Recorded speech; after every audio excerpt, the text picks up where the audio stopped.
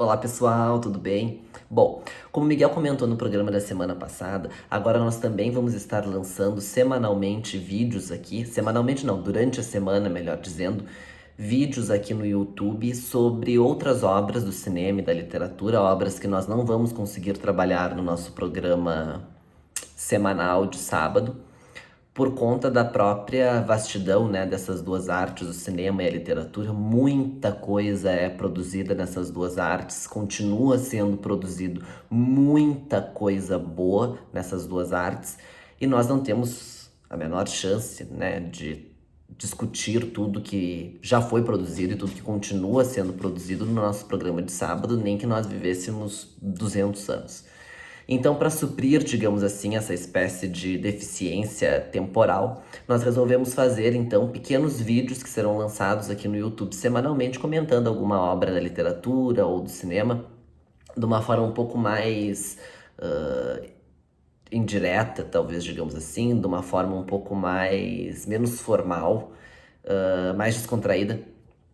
Não tem a edição, não tem nada, o vídeo é bruto, sou eu aqui da minha casa falando, vai ser o Miguel lá da casa dele falando com vocês a respeito de alguma obra, seja da literatura, seja do cinema.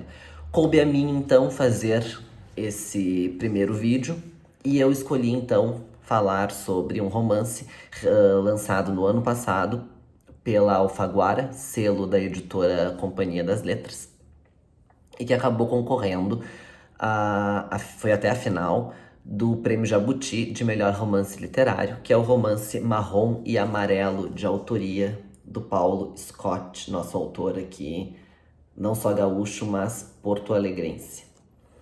Nesse livro, em apertada síntese, nós temos a história do Federico, que é um homem de 50 anos, que é chamado a Brasília para compor uma comissão especial que vai reavaliar a questão das cotas raciais no ensino superior público do Brasil.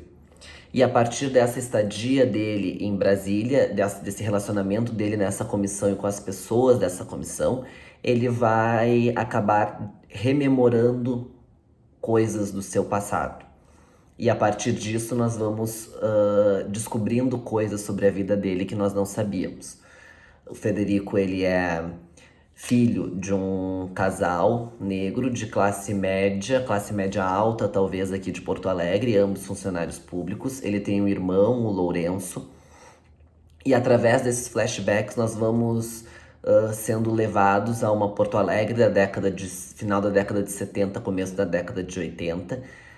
E nesse ambiente nós vamos vendo como se dava a questão do racismo nesses dois irmãos, nesses dois jovens irmãos, e como eles sofriam com isso, como eram seus vínculos sociais, como era a realidade social naquela cidade. Uma diferença que existe entre eles, e que talvez seja o leitmotiv, digamos assim, da obra, e que acredito que possa se imaginar pelo próprio título do romance, é a questão marrom e amarelo. Um deles tem um fenótipo muito mais escuro e o outro não é tão escuro quanto o irmão. E isso acaba gerando uma série de questionamentos e de reflexões que acaba servindo sim um pouco como motor da obra. Ao mesmo tempo em que nós temos esses flashbacks e esses atos que eles cometeram na sua juventude, nós temos a trama que segue se desenvolvendo no presente e atos do passado que acabam no presente, muitos anos depois, vindo cobrar satisfações, digamos assim, vindo cobrar o seu preço. O peso da responsabilidade de determinados atos do passado começam a recair no futuro. Mais do que isso não vou dizer, porque o livro é curto, tem 150 páginas, então poderia ser um spoiler que não quero dar. Mas eu recomendo muito a leitura mesmo. Foi uma grata surpresa ter lido o livro. Eu acho que em alguns momentos, em termos de roteiro, o livro acaba, de história mesmo, o livro acaba pesando um pouco a mão e isso acaba tornando a história em alguns momentos um pouco inverossímil. mas há pontos muito positivos no livro. Desses pontos muito positivos eu destaco três. Um totalmente afetivo e pessoal, que é o fato do livro se passar boa parte dele em Porto Alegre, com descrição dos bairros, com descrição das ruas, com descrição dos pontos turísticos, o que para quem é gaúcho e mora aqui é muito bacana de se ver.